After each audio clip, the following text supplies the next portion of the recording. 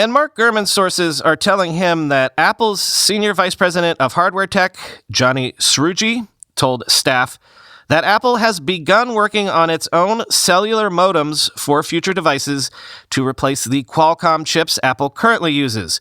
Qualcomm shares dropped 4.4% on the news this morning. Quote, "This year, we kicked off the development of our first internal cellular modem, which will enable another key strategic transition," Srouji said in a town hall meeting.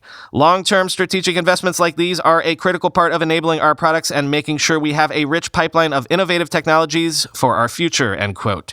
Srouji said the $1 billion acquisition of Intel's modem business in 2019 helped Apple build a team of hardware and software engineers to develop its own cellular modem.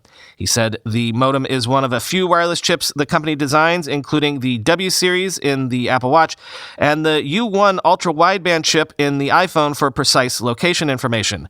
The latest iPhones with 5G use parts from Qualcomm. Before that, Apple used Intel parts for a few years and then purchased that business unit from the chip maker.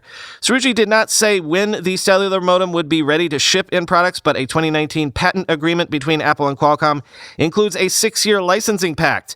Qualcomm charges license fees to phone makers based on wireless patents it owns, regardless of whether they use its chips or not, end quote.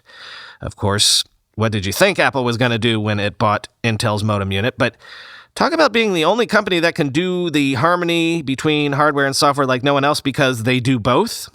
At this point, what is the major hardware component of especially iPhones that is left that Apple still depends on a third party for?